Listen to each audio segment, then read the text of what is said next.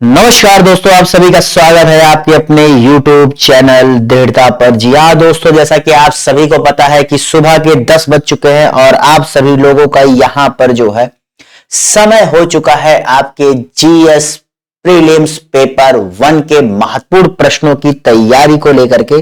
तो चलिए दोस्तों, समय ना गवाते हुए आज की इस क्लास को शुरू करते हैं और देखते हैं क्या है इंपॉर्टेंट प्रश्न। और साथ ही साथ इस क्लास के आगे बढ़ने के साथ अगर आपने मेरे इस YouTube चैनल को अभी तक सब्सक्राइब नहीं किया है मेरे दोस्तों, तो जरूर से जरूर कर दे, क्योंकि अगर आपको चाहिए अच्छे नंबर, आपको चाहिए सरकारी नौकरी और क्या साथ ही साथ एक उज्जवल भविष्य, तो उसके लिए नंबर लाना होगा। नंबर लाने के लिए आपको मेरे इस YouTube चैनल की क्लासेस देखनी होंगी। क्लासेस कैसे मिलेंगी? इसे सब्सक्राइब करके। तो चलिए पहले प्रश्नों के साथ आज की क्लास की शुरुआत करते हैं। और कल जो मैंने यहां पर 10 बजे से करंट अफेयर्स की स्पेशल क्लास चलाई थी, जो पूरा रिवीजन मैंने लगभग 2023 का करा था, जो आपके पेपर तक होता रहेगा। बहुत चुनिंदा उन्हीं प्रश्नों को जो आयोग पूछता है, उन्हीं टाइप के प्रश्नों को मैंने कराया है, जो आपके पेपर तक होता रहेगा और हर संडे को आपको देखने को मिलेगा। ठीक है, तो उत्तम किस्म का कोयला होता है, तो जितने लोगों ने यहाँ क्या बिटुमिनस, लिग्नाइट, एंथ्रेसाइट, पीट, इसमें से जितने लोगों ने यहाँ पर इसका सही जवाब क्या दिया है? जी भैया, इसका सही जवाब है एंथ्रेसाइट। ये आपके अमेरिका में बहुत पाया जाता है। ठीक है, एंथ्रेसाइट इसका सही जवाब है। एंथ्रेसाइट में पता है इसमें राख कम होता है, इसमें कार्बन की मात्रा करीब करीब 90 से 95% के आसपास होती है। कितनी? 90 से 95% के आसपास इसमें जो है कार्बन की मात्रा पाई जाती है। ठीक है, चलिए भैया अगले प्रश्न की तरफ बढ़ते हैं। क्लियर? अगला प्रश्न है यहां पर कि मांग का नियम कहता है, जी भैया डिमांड, रूल ऑफ डिमांड, यहां पर कह रहा है मांग का नियम क्या कहता है। बहुत आसान सी बात है, आप अपने जिंदगी में देख लीजिए क्या चल रहा है। आपकी जिंदगी में मांग का नियम क्या कहता है? मांग ये होता है, पढ़िएगा पहले,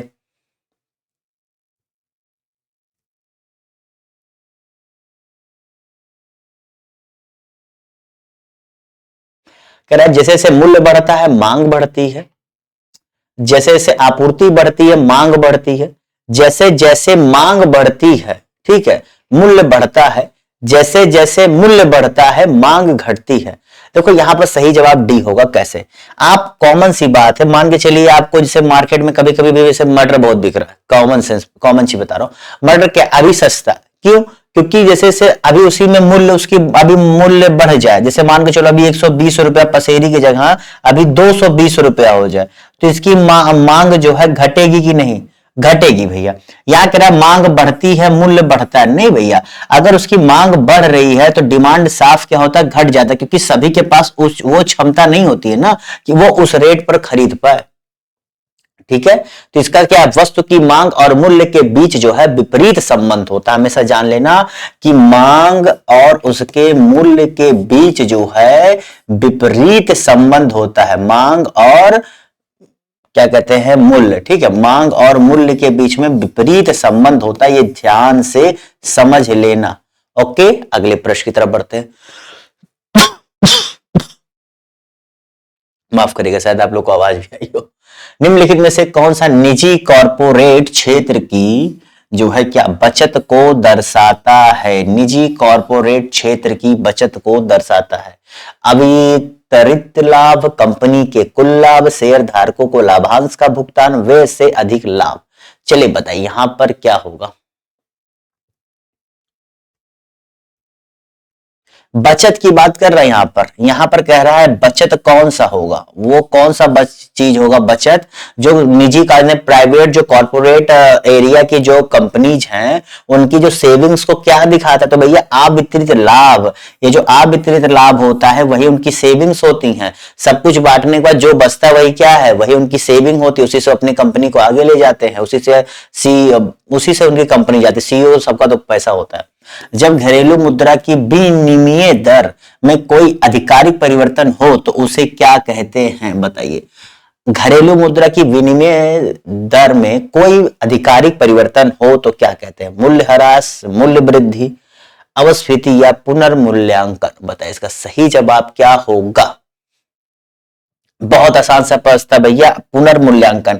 मूल्य ह्रास, मूल्य वृद्धि, अपस्फीति, ये तीनों आपके हैं, टर्म है इकोनॉमिक संबंधी, लेकिन ये तीनों का प्रयोग, तीनों का अर्थ अलग अलग है। यहां पर केवल क्या कह रहा है, अगर कोई आधिकारिक परिवर्तन हो रहा है, यार परिवर्तन हो रहा है तो उसकी विनिमय दर में परिवर्तन हो रहा है ना, यानी एक्सचेंज वैल्यू में, एक्सचेंज रेट में परिवर्तन हो रहा है ना, इससे मूल्य ह्रास, मूल्य वृद्धि, भावस्फीति से कुछ इसका पुनर्मूल्यांकन जैसे कई कंट्रीज आपका करती रहती है।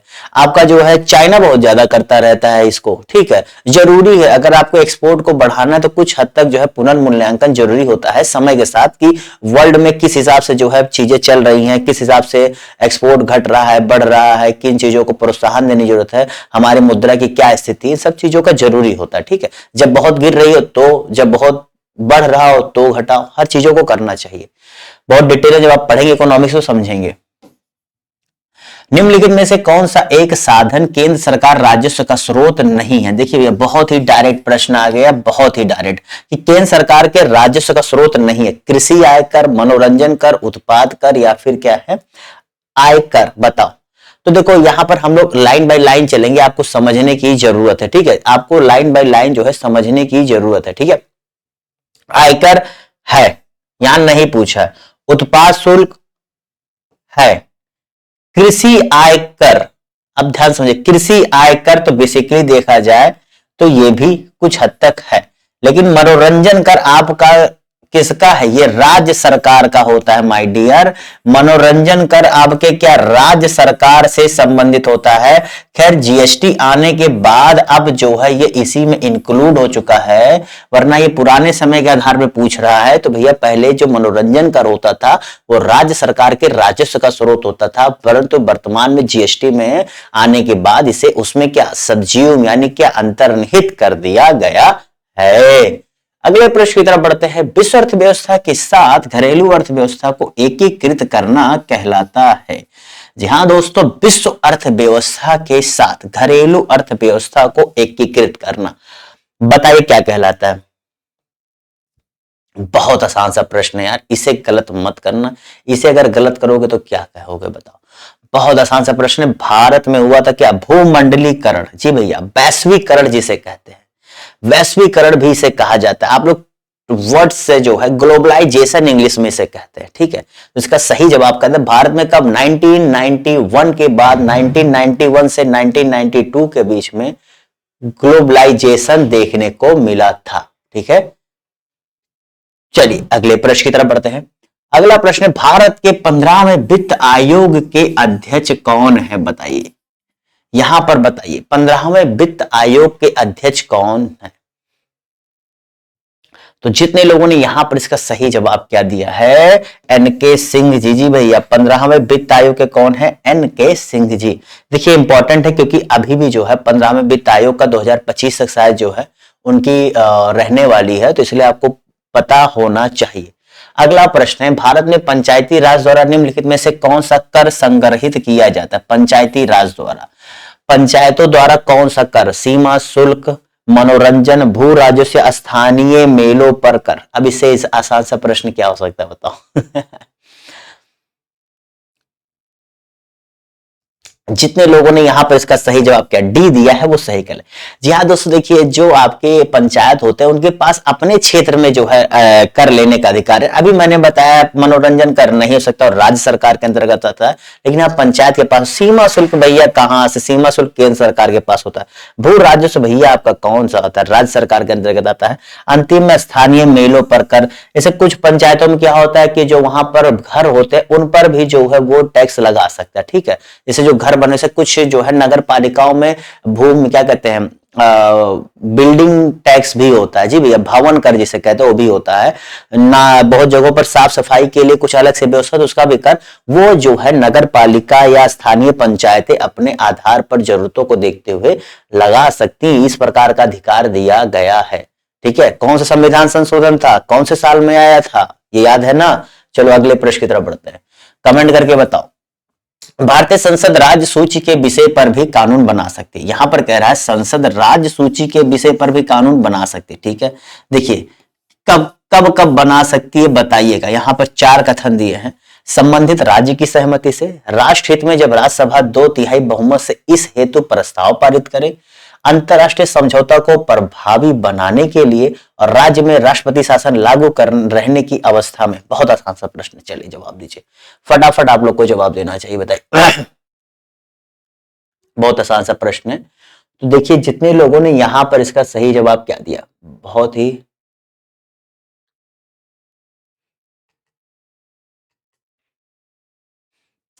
चलिए बताइए इसका सही जवाब क्या होगा। तो जितने लोगों ने यहां पर इसका सही जवाब क्या दिया है, डी। जी भैया, सारे के सारे, इसीलिए मैंने कहा बहुत आसान है। देखिए जब संबंधित राज्य की सहमति हो, बिल्कुल बात सही है, जब संबंधित राज्य कह रहा है ठीक है भैया आप कानून बना लीजिए तो हमें कोई दिक्कत नहीं होगी, बिल्कुल ये पॉइंट याद है। जब राज्यसभा में 2/3 बहुमत से ये प्रस्ताव पारित हो जाए कि ये 2/3 बहुमत, ध्यान देना ये स्पेशल बहुमत होता है, ठीक है, 2/3 बहुमत जब मिल जाए किसी चीज को, इसका मतलब होता है उसमें कोई रोक टोक नहीं होने वाली। अंतरराष्ट्रीय समझौतों को लेकर के स्पेशल प्रावधान भी है, आपको पता है। और राष्ट्रपति शासन लागू होने की स्थिति में आपको पता है कि संसद ही क्या उस समय क्या हो जाती है, उसकी जो है विधानमंडल का जैसा कार्य करने लग जाती है, ठीक है। चलिए अगले प्रश्न की तरफ बढ़ते हैं, ठीक है। कुल वैसे 5 स्थितियां होती है, एक ये भी हो सकता है जब राष्ट्रीय आपातकाल लागू हो तब क्या करोगे। जी भैया, जब राष्ट्रीय आपातकाल लागू हो तब भी एक स्थिति इसमें ऐड हो जाती है, वो भी जान लेना। अगले प्रश्न की तरफ बढ़ते हैं, तो याद आ गया, बताते चलिए। सही आरोही क्रम में है, राज्यों के निर्माण में बताओ। अभी कल ही मैंने अभी सैटरडे को ही जो है ये बताया है, ये पढ़ाया है पॉलिटी में। पॉलिटी की मैंने भैया प्लेलिस्ट बना दी है, आप प्लेलिस्ट सेक्शन में जाके देख सकते हैं। 3 क्लासेज के द्वारा मैंने बहुत ही विस्तृत तरीके से आपको कम समय में क्विज के द्वारा थ्योरी को कंप्लीट करने को किए, वो भी आपके एम लक्ष्मीकांत बुक से। जी हाँ दोस्तों, आप क्लास करिएगा, यकीन माने अगर आप उन तीनों क्लासेस को देख लेंगे तो आप अपने प्रीवियस ईयर क्वेश्चन पेपर उठा लीजिएगा, आपको समझ में आ जाएगा कि कितनी जरूरी चीजों को कितने कम समय में कितने सुव्यवस्थित तरीके से और चुनिंदा प्रश्नों को चुन चुन कर आपके लिए लाया हूं, जो कि आपकी तैयारी को एकदम सटीक जगह पर वार करेगी। आपके एकदम नंबर वाले प्रश्न होंगे वो, अगर पढ़ लेते हैं।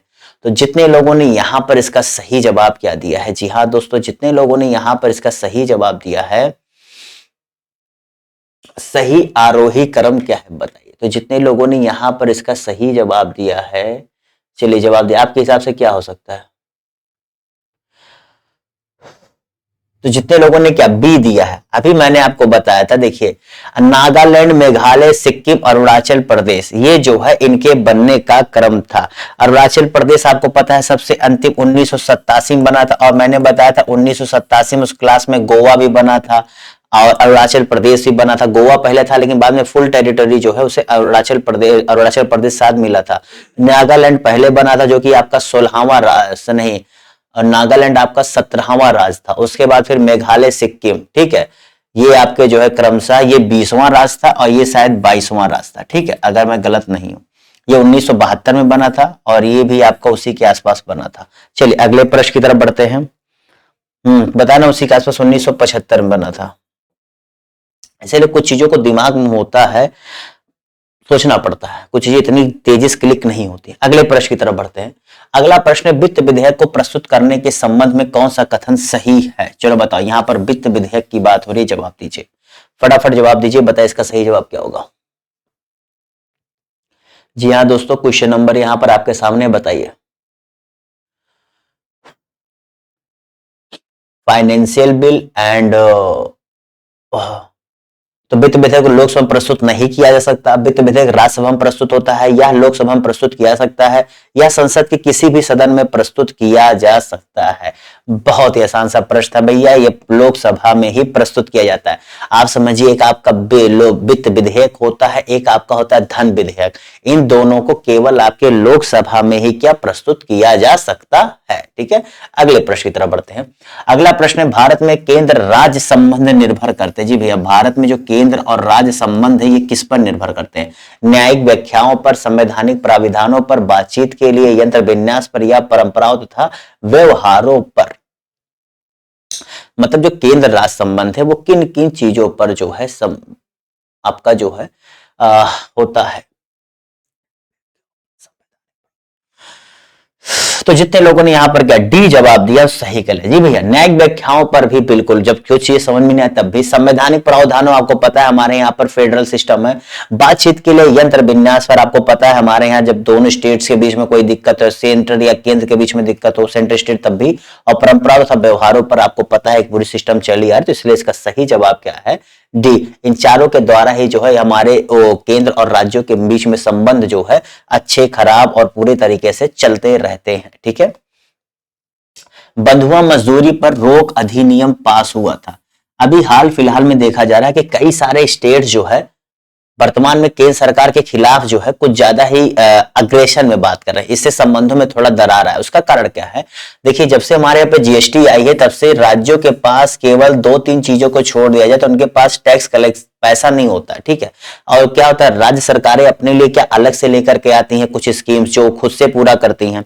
अब एग्जांपल बता रहा हूं कि पश्चिम बंगाल में ये हुआ है कि जो जैसे फ्री अनाज सबको मिल रहा है, तो पश्चिम बंगाल में फ्री अनाज का वितरण, लेकिन वहां पर राज्य सरकार को उस फंड से पैसा नहीं दिया जा रहा है क्योंकि राज्य सरकार ने ये कहा कि भैया राशन कार्ड में हम मोदी जी की फोटो नहीं लगने देंगे। अब ये आप समझ लीजिए, इसलिए केंद्र सरकार ने जो है उनका फंड रोका हुआ। ऐसे तमाम अन्य राज्यों का है। अभी मैंने रिसेंट में पढ़ा, मैंने कहा यार राजनीति अपनी जगह करो, लोगों को नुकसान ना। अब राज्य के पास पैसा नहीं होगा तो चीजें कैसे करेगा?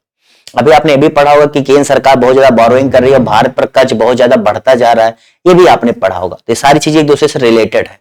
तो जितने लोगों ने यहाँ पे इसका सही जवाब क्या दिया है सी जी भैया। 1976 में बंधुआ मजदूरी पर रोक जो है किया गया था। अगले प्रश्न की तरफ बढ़ते हैं। राष्ट्रपति एवं उपराष्ट्रपति की अनुपस्थिति में कार्यवाहक राष्ट्रपति के रूप में कौन कार्य करेगा? बताइए कौन भैया कार्य करेगा? बहुत आसान सा प्रश्न है, आपको रटा होना चाहिए। तो आर्टिकल 70 कहता है भैया कि जो आपका सीजीआई होगा, चीफ जस्टिस ऑफ इंडिया, वो जो है आपका काम करेगा। कौन सा? आर्टिकल 70। ठीक है, आर्टिकल 70 यहां पर याद रखना। अगला प्रश्न है, संसद के अधिकारियों में सम्मिलित है। चलो, संसद के अधिकारियों में कौन कौन से आते हैं? अध्यक्ष राज्यसभा, अध्यक्ष लोकसभा, उपाध्यक्ष लोकसभा, महासचिव लोकसभा। चलो, संसद के अधिकारियों में कौन कौन से आते हैं? फटाफट जवाब दीजिए। अध्यक्ष मतलब चलो, अध्यक्ष राज्यसभा, अध्यक्ष लोकसभा, उपाध्यक्ष लोकसभा, महासचिव लोकसभा, तो उपयुक्त सभी, ये सभी आते भैया। ये सभी के बिना संसद कैसे चलेगी? संसद चुन के आते, कार्यक्रम आगे कैसे बढ़ेगा? इन्हीं से बढ़ेगा। नीति आयोग किस वर्ष अस्तित्व में है? इससे आसान, जब ऐसा पूछ लेता है, दिक्कत क्या है ना, ऐसा प्रश्न ही पूछ लेता है आयोग, क्या करोगे? पढ़ना पड़ेगा। आसान है, ठीक है। 1 जनवरी 2015 को ये आया था अस्तित्व में।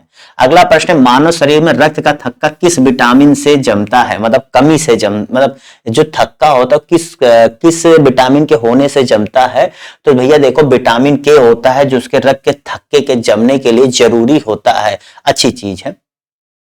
अगला प्रश्न है, द्रव क्रिस्टल प्रयुक्त होते हैं, द्रव क्रिस्टल प्रयुक्त होते हैं पॉकेट कैलकुलेटरों में, कलाई घड़ियों में, प्रदर्शन युक्तियों में, उपयुक्त सभी में। एप्लीकेशन बेस्ड बहुत क्वेश्चन पूछता है और आप देख रहे होंगे वैसे ही प्रश्न आपको कराए भी जा रहे। फिर कहता हूं, नंबर लाना है, यही सब प्रश्न सही कर लो। 2000 प्लस प्रश्न कराऊंगा पेपर तक। वो अगर आपके उसमें से जो गलत हो रहे हैं उन्हें लिखो, उसे बैठ के समझो, उसे रिवीजन कर लो। यकीन मानो यही सब प्रश्न आपको घूम फिर के पेपर में आएंगे। तो जितने लोगों ने क्या उपयुक्त सभी में जवाब दिया, जब यह पॉकेट कैलकुलेटरों में, कलाई घड़ियों में, प्रदर्शन युक्तियों में क्या द्रव क्रिस्टल, लिक्विड क्रिस्टल का प्रयोग होता है। ठीक है। अगला प्रश्न, निम्नलिखित में से कौन सा सही सुमेलित नहीं है? चलिए जवाब दीजिए। टैकोमीटर, दाबांतर, एनीमोमीटर, पायरोमीटर, अमीटर। चलिए बताइए, फिजिक्स संबंधित प्रश्न है। फिर बता रहा हूं, एप्लीकेशन बेस्ड प्रश्न बहुत ज्यादा पूछता है। बेसिक पूछ लिया, अन्यथा क्या कहते हैं वो बेस्ड क्वेश्चन बहुत ज्यादा पूछता है। तो जितने लोगों ने यहां पर इसका सही जवाब क्या दिया है, ये भैया टैकोमीटर का वायुयान और जो अन्य चीजें होते हैं उनमें जो है दबाव मापने के लिए प्रयोग, गति मापने के लिए प्रयोग किया जाता है। माफ करेगा, दबाव मैंने बोल दिया था, एक गति मापने के लिए होता है। क्योंकि दबांतर दिया था तो मुझे मना करना था, तो मैंने उसे भूल दिया। ठीक है। वायुयान या मोटरों में गति नापने के लिए टैकोमीटर का प्रयोग किया जाता है। जो आप आरपीएम देखते हैं वो सब टैकोमीटर आता है, उसे पता लग जाता है कि किस स्पीड से मोटर रन कर रही है। ठीक है। आप जानते हैं मोटर को उसके आरपीएम से जाना जाता है। चलिए, कूट से सही उत्तर चुनिए। सूची 1, सूची 2। यहां अम्ल दिए हैं चारों और इसके संबंध में तो बताए, इसको सुमेलित करिए, बताए कौन सा कूट यहां पर सही है। A B C D दिया है, थोड़ा सा ध्यान से करिए, मैंने आपसे बार बार कहा है ऐसे प्रश्न बहुत ही आसान होते हैं, बस थोड़ी थोड़ी चीजों को हमें समझना होता है। देखो लैक्टिक अम्ल तो आपको तुरंत समझ में आ गया होगा। लैक्टिक अम्ल किस में होता है, बच्चा बच्चा जानता होगा, थोड़े से पढ़ाई चालू करोगे तो पता है 1 का 3। अब 1 का 3 कहाँ है, सी में है, डी में है। ए और बी हमारा कैंसिल हो गया। और देखो अब इन दोनों में देखो कहां है, इन दोनों में हमें क्या डी कॉमन लग रहा है, यानी कि डी क्या, ब्यूटाइटिक दुर्गंध युक्त मक्खन। तो ये क्लियर हो गया, यानी क्या हमारा ए और डी क्लियर, बच रहा बी सी। अब बी सी देखो कितना अंतर। साइट्रिक अम्ल किसमें पाया जाता है बताओ, इससे आसान सा प्रश्न क्या होगा। साइट्रिक अम्ल आपका पाया जाता है दोस्तों किसी और में, नींबू में। तो नींबू में साइट्रिक अम्ल पाया जाता है, नहीं क्या, सी का 1। तो सी का 1 यहां पर, इसका सही जवाब क्या, सी हो जाएगा। हो गया कि नहीं, इससे आसान प्रश्न कुछ हो सकता है नहीं। फिर कहता कूट वाले प्रश्नों में केवल खुद को शांत रखो, समझो, फटाफट जवाब दे लोगे, ठीक है। चलिए अगले प्रश्न की तरफ बढ़ते हैं। पढ़िए भैया पढ़िए, जवाब दीजिए। नहीं है कह रहा है, ध्यान से समझना, नहीं है कह रहा है। तो अश्व शक्ति, शक्ति की इकाई, सेल्सियस उष्मा की इकाई, डेसिबल ध्वनि के प्रबलता इकाई, या फिर समुद्र में नौ संचालन में दूरी की इकाई। तो भैया देखो यहां पर बहुत ही आसान सा प्रश्न, अगर आप इसे गलत करोगे तो कैसे काम चलेगा। तो जितने लोगों ने एक सेल्सियस, भैया ये ऊष्मा की ताप की एक इकाई होती है, ठीक है, ताप की इकाई होती, बाकी सही है, शक्ति की होती है, ध्वनि की होती है, समुद्री मील, नौ संचालन में कहते हैं नॉटिकल माइल्स, अंग्रेजी में क्या कहते हैं, नॉटिकल माइल्स। ओके चलो अगले प्रश्न की तरफ बढ़ते हैं। हार्मोन, लड़ो या उड़ो हार्मोन, क्या नाम है, लड़ो या उड़ो हार्मोन, एस्ट्रोजन, इंसुलिन, एड्रेनालिन या फिर ऑक्सीटोसिन। बताए इसका सही जवाब क्या होता है। तो जितने लोगों ने यहां पर क्या जवाब दिया, एड्रेनालिन F2, इसे क्या कहते हैं, लड़ो या उड़ो हार्मोन कहा जाता है, ठीक है। अगला प्रश्न है सूची 1 और सूची 2 दिया है, भौतिक राशियां हैं, सूची है, बताए इसका सही जवाब क्या होगा, बताए फटाफट। त्वरण बल कृतकार आवेग, त्वरण बल कृतकार आवेग, तो त्वरण का क्या होता है, न्यूटन मीटर प्रति सेकंड स्क्वायर, ठीक है। बल का क्या होता है, बल का होता है न्यूटन। तो यहां देखो ए का 4 और बी का 3, ए का 4 बी का 3। तो जितने लोगों ने यहां पर क्या सी जवाब दिया वो सही कर ले, देखो फटाफट मिल गया। कृतकार का आपको पता ही है, आपका हो जाएगा जूल, और आवेग का न्यूटन सेकंड। अगले प्रश्न की तरफ बढ़ते हैं। निम्नलिखित में से कौन सा वन्य जीव अभ्यारण्य कछुओं के लिए प्रसिद्ध है, जी भैया कछुओं के लिए प्रसिद्ध है। बहुत आसान सा प्रश्न है, बहुत न्यूज में रहता है, अगर आप लोग थोड़ा सा भी न्यूज पढ़ते होंगे ना, बहुत प्रसिद्ध है। देखो ये जो गहीर माथा है ना, ये बहुत अच्छा है, क्योंकि यहाँ पर स्पेशल जो है चीजें की गई, जो उड़ीसा राज्य में स्थित है, यहाँ पर कछुओं के संरक्षण, क्योंकि कछुओं की संख्या में थोड़ी कमी पाई गई, तो गहीर माथा में विशेष प्रोविजन किए गए कि यहाँ पर, जिससे जो क्या होता है, कछुए अपने जो अंडे होते हैं वहां दें। जब वो अंडे वहां पर देंगे, उनको जैसे एक पूरा प्रॉपर क्षेत्र बनाया गया कि उनके अंडों को नुकसान ना पहुंचे, ठीक है। और प्रजनन और प्रवास के लिए जो है अच्छी से वहां पर क्या व्यवस्था की गई, ठीक है। चलो अगले प्रश्न की तरफ बढ़ते हैं। एक पूरा संरक्षित क्षेत्र ही बनाया गया उसके आसपास। अश्रु गैस में प्रयोग किया जाता है chlorine, hydrogen sulphide, hydrogen carbide या अमोनिया। बहुत इंपॉर्टेंट प्रश्न है, बहुत बार पूछा जाता है। तो जितने लोगों ने क्या अमोनिया जवाब दिया, NH3, अमोनिया क्या होता है, NH3 जवाब दिया है, वो सही कर ले। अगले प्रश्न की तरफ बढ़ते हैं। फिटकरी गंदले जल को किस प्रक्रिया द्वारा स्वच्छ करती है। जी भैया अभी आप देखेंगे जब किसी चीज को बहुत व्हाइट बनाना होता है ना, तो उसमें क्या करते हैं, फिटकरी मिला देते हैं। फिटकरी मिलाने से उसमें क्या वो थोड़ा व्हाइटनेस बढ़ जाती है। तो ये भैया क्या अस्कंदन की प्रक्रिया से जो है ये होता है, किसकी, अस्कंदन की प्रक्रिया से गंदे जल को ये साफ करता है। अगला प्रश्न है यहाँ पर, भारत में सर्वाधिक क्षेत्रफल में उगाई जाने वाली कहवा किस किस की। जिसे आपको पता है, कल की क्लास में मैंने बताया कि ब्राजील हो गया कहवा के लिए, ठीक है, काफी फेमस है। तो ऐसे भारत में कहवा उत्पादन होता है, लेकिन कौन सी तकनीक है, ठीक है। करीब वर्ल्ड का केवल 4%, ज्यादा नहीं, केवल 4% कहवा आपके भारत में उत्पादित होता है, ज्यादा नहीं, ओनली 4%, लेकिन होता है, ठीक है। तो अगर देखा जाए तो बताइए, लाइबेरिया, रोबस्टा, अरेबिका, मोका, याद होना चाहिए। जितने लोगों ने क्या रोबस्टा जवाब दिया वो सही कर ले, ठीक है। ये जितने लोगों ने, आपको पता है ब्राजील, वियतनाम, ये सब जो है बहुत अच्छे पैमाने पर उत्पादन करते हैं इसके, ठीक है। चलिए अगले प्रश्न की तरफ बढ़ते हैं। अगला प्रश्न, किस देश की कंपनी अयोध्या में बायोडीजल प्रोजेक्ट शुरू करेगी। भैया अयोध्या में बात कर रहा है, अयोध्या वैसे भी समय न्यूज में है।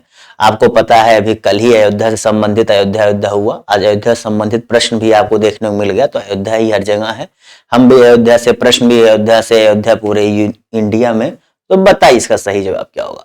तो जितने लोगों ने यहाँ पर इसका सही जवाब क्या दिया है, जी हाँ दोस्तों, उन्होंने क्या बेल्जियम जवाब दिया है। वो उससे बेल्जियम की कंपनी आपके अयोध्या में, यूपी में बायोडीजल प्रोजेक्ट शुरू करेगी। बायोडीजल मतलब क्या, जो बायो चीजों से, यानी जो क्या कहते हैं नेचुरल चीजों के, उनसे क्या डीजल बनाया जाएगा, जिसमें 2 साल करीब लगेगा। ठीक है, अगले प्रश्न की तरफ बढ़ते हैं।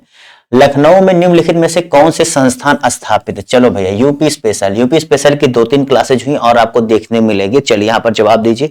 तो जितने लोगों ने यहाँ पर इसका सही जवाब क्या दिया है, उपर्युक्त सभी, इसीलिए मैंने पीछे देखा, मुझे पता है सब दिया है। ये जल संस्थान है, विकास प्राधिकरण है, जिला निकाय, नगर निगम, क्या नहीं है बताओ यार, सब तो है यूपी आपके लखनऊ में। अगला प्रश्न है, सही उत्तर चुनिए। सूची 1 सूची 2, बताइए इसका सही जवाब। बिरहा, कजरी, मल्होर, रसिया।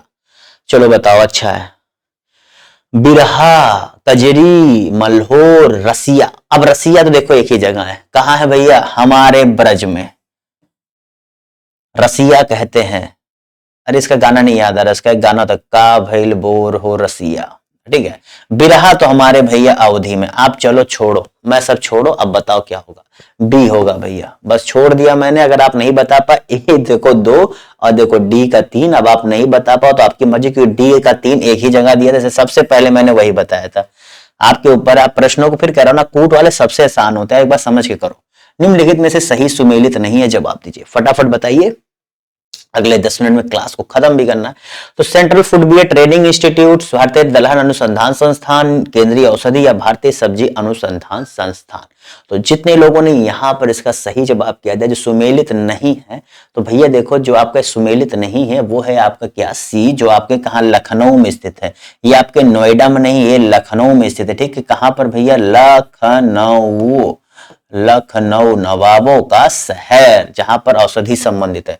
अगले प्रश्न की तरफ, विश्व कंप्यूटर साक्षरता दिवस कब मनाया जाता है? विश्व कंप्यूटर साक्षरता दिवस कब मनाया जाता है? तो 2 दिसंबर को। जितने लोगों ने क्या यहाँ पर 2 दिसंबर डी जवाब दिया वो सही कर, देख के याद आ गया होगा।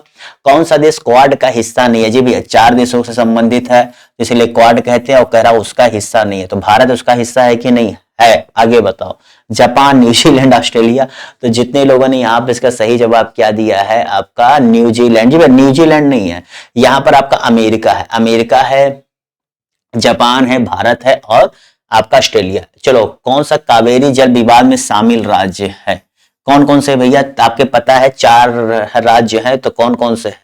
कर्नाटक, तमिलनाडु, केरल, पुदुचेरी, या आंध्रा है, या महाराष्ट्र। बताओ कौन कौन सा। आसान है, पहले लाइन में दे गया था। इसमें ना महाराष्ट्र की कोई जरूरत है, ना ही आंध्र प्रदेश की कोई जरूरत है। ठीक है, गोवा तो जिंदगी में नहीं होगा। ठीक है, केरल से थोड़ा सा विवाद है, क्योंकि जो ये आपका कावेरी जल है ना, ये आपके जो है कर्नाटक से निकलती है, कुछ केरल के हिस्से से होते हुए पुदुचेरी, कुछ हिस्से से होते हुए तमिलनाडु के जरिए कहां, आपके बे ऑफ बंगाल में चली जाती है। अगला प्रश्न है, सुप्रसिद्ध कैलाश मानसरोवर गुजरती है, कहां से गुजरती है? लांपिया धुरा दर्रा से, नीति दर्रे से, लिपुलेख दर्रे से, इनमें से कोई नहीं। दर्रा बहुत इंपॉर्टेंट है बीपीसीएस के लिए, बहुत इंपॉर्टेंट है, आपको पता होना चाहिए, जरूर इससे प्रश्न पूछ लेता है। तो जितने लोगों ने यहां पर इसका सही जवाब क्या दिया है, लिपुलेख दर्रे से। जी भैया, लिपुलेख दर्रे से, जो आपके उत्तराखंड के जो पिथौरागढ़ जिला है ना, उसी से आपका ये देखने को मिलता है। ठीक है, चलिए जवाब दीजिए। हाँ, जवाब तो हो गया, अगले प्रश्न की तरफ बढ़ते हैं। निम्नलिखित में से कौन सा नॉन वोलेटाइल मेमोरी का उदाहरण है? नॉन वोलेटाइल बताइए, बहुत आसान है यार, इसका सही जवाब रोम होगा, सीधे जान के चलो। ठीक है, इसमें स्टोर नहीं होता, अगर इसमें स्टोर किया हुआ डाटा, इसे लाइट गई गया, रैम नहीं होता है, लाइट आ गई तब भी कोई फायदा नहीं, एक बार गया तो गया, एक दिक्कत इसमें ही होती। चलो अगले प्रश्न की तरफ बढ़ते हैं कि इनमें से कौन सा अति शक्तिशाली कंप्यूटर का प्रकार है? बहुत आसान सा प्रश्न है, इसे कोई गलत कर सकता है भला मुझे बताओ, शर्म आनी चाहिए गलत करने से पहले, खुद को पहचानो कि कैसे गलती हुई। जी भैया, क्या सुपर कंप्यूटर, वही कह रहे से भला कोई गलत करेगा। ग्लोबल वार्मिंग के प्रभाव पर विचार करें। चलिए फटाफट विचार करते, फटाफट जवाब देते, फटाफट क्लास खत्म करते हैं। चलिए बताइए यहाँ पर इसका सही जवाब क्या होगा। तो जितने लोगों ने यहाँ पर इसका सही जवाब क्या दिया है, इससे आसान सा प्रश्न कुछ हो सकता है भला? नहीं हो सकता ना, इसलिए क्या डी हो जाएगा। सब है भैया, सब होगा, हिम नदी पिघलेगी, समुद्र जल का तल बढ़ेगा, प्रवाल विरंजन होगा, क्योंकि क्या उसकी क्या होगी, कोरल क्या कहते हैं, ब्लीचिंग होगी, बीमारी फैलेगी, क्योंकि जितनी गर्मी बढ़ेगी वैसे ही मलेरिया डायरिया सब रोग क्या है बढ़ेंगे। अगले प्रश्न की तरफ बढ़ेंगे। सूची 1 को सूची 2 से सुमेलित करिए। चलिए बताइए, अपिको आंदोलन, चिपको आंदोलन, ग्रीन बेल्ट आंदोलन, टिकाऊ विकास, जवाब दीजिए। चिपको, चिपको तो सबको पता होगा, आई थिंक चिपको के बारे में तो सभी जानते होंगे, चंडी प्रसाद भट्ट जी थे। अपिक्को तो आपको यहीं से पता लग गया होगा, इतना मैंने हिंट दे दिया, पांडुरंग जी थे। अपिक्को पांडुरंग और चिपको आपका क्या है, ये चंडी प्रसाद। ए का 4 बी का 3, ए का 4 बी का 3, तो आपको ए इसका सही जवाब हो गया। क्लियर। अगले टिकाऊ विकास आपका एजेंडा 21 से, ठीक है, इसे भी ध्यान में रखना, भूलना मत, यहां से भी आप उठा सकते थे। अगला प्रश्न है, कौन सा एक उच्च परिस्थितिकी उत्पादन का प्रदेश है? मरुस्थल, उष्ण एवं शीतोष्णकटिबंधीय परिसर, घास के मैदान, आर्कटिक के हिम मंडित क्षेत्र। बहुत आसान है, चलो बताओ आपको क्या लग रहा है। एग्जाम्पल बता देता हूं, अमेजन बेसिन। अब अमेजन बेसिन कहां है? आपके उष्ण एवं शीतोष्ण कटिबंधीय वन प्रदेश, ठीक है। ये बहुत बड़े ऐसे होते हैं जहां उच्च पारिस्थितिकीय, जी भैया, उत्पादन का क्षेत्र यहां देखा जाता है, ठीक है। अगले प्रश्न की तरफ बढ़ते हैं। जो कटिबंधीय क्षेत्र होते हैं ना, ये बहुत अच्छे यहाँ पर जो है आपको क्या वैरायटी देखने को मिल जाती है, अच्छे फ्लोरा फाउना का यहाँ पर निवास पाया जाता है। अगला प्रश्न है, वन में उगने वाले बांस के पौधे का पोषण स्तर कौन से स्तर का होता है? पहला, दूसरा, तीसरा। यहाँ पर वन की बात की जा रही है, आप समझिएगा। तो देखो, जो बांस होता है ना, बांस बेसिकली क्या, पहले अब उसे घास में, पहले जो है बांस को आप व्यापार के लिए नहीं यूज कर सकते थे, लेकिन अब उसे अलाउ कर दिया गया। तो इसका सही जवाब क्या होगा? प्रथम। ये प्रथम स्तर का होता है क्योंकि ये खुद से माना जाता है, खुद से अपना पोषण करता है, ठीक है, तो पहले स्तर में आता है। एक पोषी स्तर से अगले उच्च स्तर तक, एक पोषी स्तर से अगले उच्च स्तर तक जाने पर ऊर्जा की हानि लगभग होती है। बहुत आसान प्रश्न, रट लेना, अगर गलत हो रही तो रट लेना, ऐसे इंपॉर्टेंट, बहुत इंपॉर्टेंट प्रश्न है। तो कितने प्रतिशत की हानि होती है? 90 से 95%। जी भैया, एक लोअर बेस से लेके हायर बेस तक जाने 90 से 95% ऊर्जा जो है उसकी खत्म हो जाती है, ठीक है। इसीलिए जो है जब इसका आगे जाता है तो थोड़ा सा ध्यान रखा जाता है। अगले प्रश्न की तरफ बढ़ते हैं। चलिए बताएं, किसी पारितंत्र में ऊर्जा के प्रवाह के लिए सही विकल्प का चयन कीजिए। चलिए बताएं, इसका सही जवाब क्या होगा? किसी पारितंत्र में ऊर्जा के प्रवाह के लिए सही विकल्प का चयन। तो जितने लोगों ने यहां पर इसका सही जवाब क्या दिया है जी, क्या सी होगा? जितने कहा सूर्य निर्माता शाकाहारी मांस भक्षी, बिल्कुल बात सही है। सूर्य से आया, निर्माण हुआ, फिर शाकाहारी ने खाया, उसको मांसाहारी ने खाया, आपका साइकिल ऐसे चल रहा है। अमेजन नदी के बेसिन में दिन और रात होते हैं। देखो, अभी मैंने अमेजन बेसिन की बात की, प्रश्न आ गया, आप कहोगे सर आप तो पहले से देखे रहते हो। ऐसा नहीं है यार, काश इतना अच्छा होता मेरे लिए भी। अगले प्रश्न की तरफ बढ़ते हैं। तो सॉरी, इसका जवाब देते हैं। जितने मैंने क्या, गर्म और उमस। जी भैया, देखो वहां पर क्या होता है, मैंने बताया ना कि जो उस अमेजन बेसिन को अगर आप देखेंगे तो वो ऐसे जगह पर है ना कि जहां पर उसकी स्थिति कुछ इसी प्रकार से देखने को मिलती है, ठीक है। तो इसीलिए जो है इसको आप समझिए कि वहां गर्म और उमस जो है देखने को मिलती है, ठीक है। उसकी जो है भौगोलिक स्थिति ही ऐसी है, और वो जो आप देखेंगे आपके गोलार्ध में, तो वो उस क्या कहते हैं, करीब 30 से 35 या 45 के अंदर ही उसकी जो है स्थिति है। ब्राजील तो बहुत बड़ा है यार, और अमेजन बेसिन देखोगे तो उसी एरिया में, इसलिए मैं बताया ना कि वहां पर बहुत ज्यादा आपको वैरायटी भी देखने को मिलती है। चलो यहाँ पर इसका प्रश्न है, अगर मोर का भारत है तो रीछ का क्या होगा? मोर का अगर भारत है तो रीछ का क्या होगा? चलिए जवाब दीजिए, यहां से मैं सॉल्व करूंगा अब। तो जितने लोगों ने यहाँ पर इसका क्या, देखिए मोर क्या है, भारत का क्या है, राष्ट्रीय पक्षी है। तो रीछ किसका है? रीछ भैया आपके रूस का है। जितने लोगों ने कहा रूस जवाब दिया, सही कर ले। अगले प्रश्न की तरफ बढ़ते हैं। यदि किसी सांकेतिक भाषा में शिफ्ट को ये लिखा गया है तो बताइए इसी प्रकार जो है आपको एक कोड भाषा दिया है वो क्या होगा? ठीक है, बताइए इसका सही जवाब क्या होगा? देखो करते हैं, पिछली बार एक क्लास जब मैं इसको कर रहा था तो मैंने थोड़ा सा जल्दबाजी के चक्कर में थोड़ा सा गलती कर दी थी।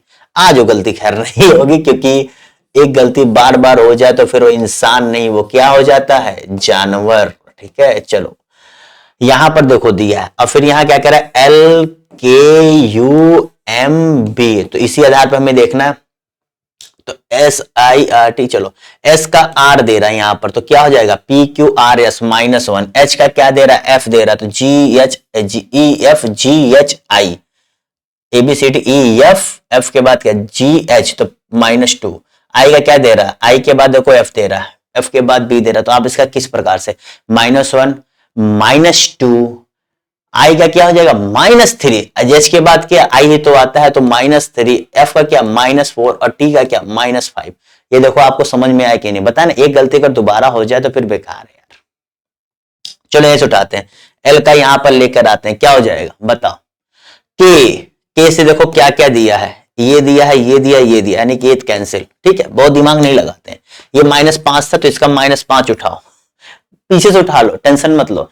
तो बी का क्या होता है 2, 2 में से 5 जाएगा तो 27 में, अब 2 इधर, फिर बच रहा है 3, 24, 24 किसका होता है W, ठीक है, W देखो कहां का दिया आपके बी और डी में दिया, क्या W बी और डी में दिया, ठीक है।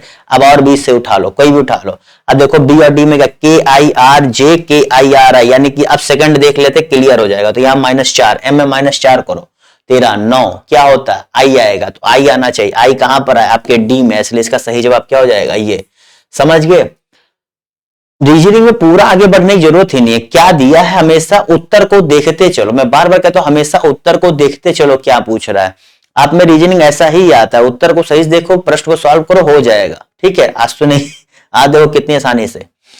अगर 6 का 29 है तो 24 का क्या होगा बताइए, जवाब दीजिए। 6 का 29 है तो 24 का क्या होगा, जवाब दीजिए। चलिए बताइए इसका सही जवाब क्या होगा।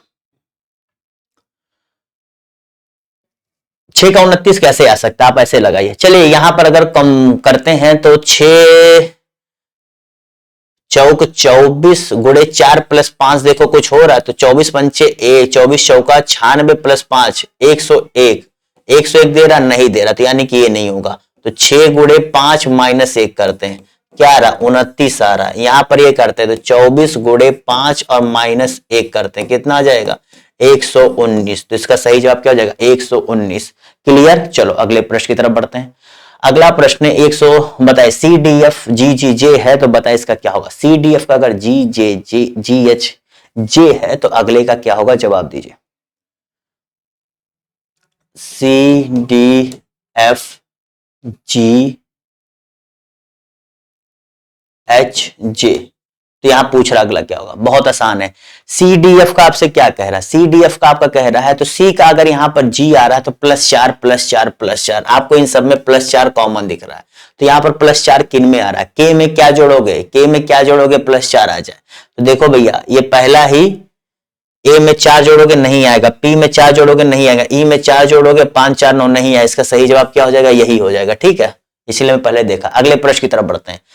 10 100 200 310, चलो बताओ इसका क्या होगा। 10 100 200 310 यहां पर आपको किस प्रकार की दिख रहा है, 10 100 200 310, बताइए क्या होगा। 10 का 100 हुआ यानी कि गुड़े 10, गुड़े में नहीं बढ़ रहा है, प्लस में देखें तो +90 हुआ पहले, फिर +100 हुआ, फिर प्लस कितना +110 हुआ, तो अब कितना होना चाहिए 120 होना चाहिए। तो 310 में 430 होगा।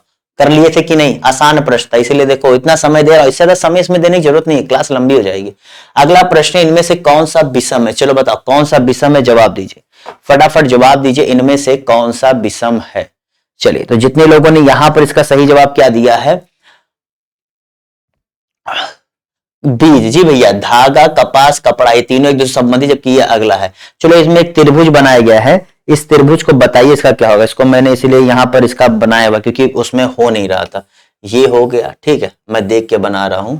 ये हो गया, फिर ये हो गया, फिर एक यहां से गया है, ठीक है, फिर एक क्या था, फिर एक ये था, ठीक है। चलो बताओ हाँ इसमें कितने त्रिभुज हैं, ठीक है, इसीलिए क्योंकि ये बन नहीं रहा था, उसका PDF बनाने में दिक्कत आ रही थी, तो मैंने कहा कोई ना मैं सामने से बना दूंगा। तो जितने लोगों ने यहां पे इसका सही जवाब क्या दिया, 1, फिर 2 3 4 5 6, ठीक है, 6 के बाद 7 8, 8 के बाद 9, 9 के बाद फिर 10, हो गया 12 होगा। देखिए इसको कैसे हम, मैं तो छोटा प्रश्न है बहुत है, एक तो पूरा मान लो, फिर एक हाफ हाफ मान लो, फिर एक इधर से मान लो, एक इधर से, तो टोटल 12 आ जाएगा, ठीक है। इसलिए तब तक मैं गिनता रहा, तब तक हो गया, इससे ज्यादा समय नहीं लगना चाहिए। बेमेल युग में चुनिए, अपराध आरोप, पुरुष स्त्री, हल्का भारी छोटा लंबा, बताओ इसका सही जवाब क्या होगा, इसका सही जवाब क्या होगा। तो जितने लोगों ने यहां पर इसका सही जवाब क्या अपराध आरोप, बेमेल क्या है भैया, अपराध आरोप को छोड़कर एक दूसरे क्या, ये सारे विलोम है, ये तो एक दूसरे के अपराध है तो आरोप सिद्ध हो रहा है ना, तो बात खत्म है। चलो बताओ, ये आज का आखिरी प्रश्न, इसी साथ क्लास को समाप्त करते हैं। 2 11 47 128 बताइए, उसी के साथ क्लास खत्म। जब ये प्रश्न होता है तो भैया आज हम लोगों ने करीब करीब जो है 90 और 40 50, आज हम लोगों ने करीब करीब जो है कुछ नहीं तो 54 प्रश्न किए हैं। और 54 प्रश्न में आपको कम से कम आज की क्लास के हिसाब से 46 तो सही होना चाहिए। हुआ है कि नहीं? आज का टारगेट था 46, हुआ है कि नहीं? 54 प्रश्न आप लोगों ने किए हैं, अगर आपका 46 सही नहीं हुआ है तो आप लोग करिए। और इस आखिरी प्रश्न का जवाब होगा 272। किस प्रकार से? 2 का देखो 11 दे रहा है, तो 2 का 11, ठीक है, फिर 11 का 47, 47 का 128, अगला करें तो देखो 2 दूनी 4, ठीक है, ठीक है, आगे बढ़ो, क्या आता है?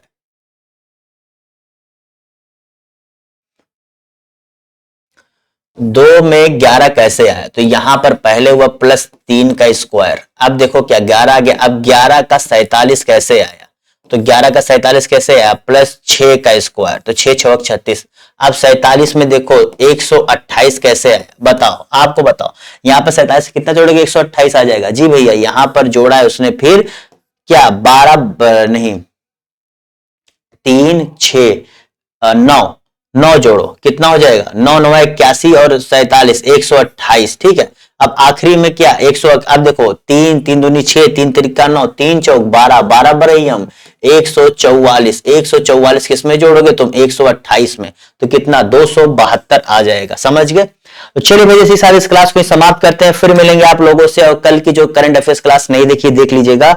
डेली संडे को यहाँ पे स्पेशल क्लास चलाई जाती है, साथ ही साथ शाम को 4 बजे आप लोग अगर नहीं देखते हैं तो यहाँ पर 4 बजे आप लोग को हिंदी या स्पेशल क्लास देखने वाली पॉलिटी क्लास मैंने उस दिन चलाई थी, और उसके बाद यहाँ पर साइंस, पॉलिटी, हिंदी, हिस्ट्री सब कुछ आपको देखने को मिल रहा है। शाम को 4 बजे सब्जेक्ट वाइज होती है, बाकी पूरी एकदम पेपर की तरह से प्रैक्टिस क्लास सुबह 10 बजे। तो अगर आपने मेरे यूट्यूब चैनल को सब्सक्राइब नहीं किया, सब्सक्राइब करो, जो आपके दृढ़ता के नाम से है, और अपने दोस्तों को शेयर करो और पूछो क्या उनका जो है यहाँ पर 46 सही हो रहा है कि नहीं 54 में से, क्योंकि हमें 140 करने की जरूरत नहीं है, हमें 110 का हमारा लक्ष्य, 110 सही तो फिर वाह वाह वाह भाई वाह।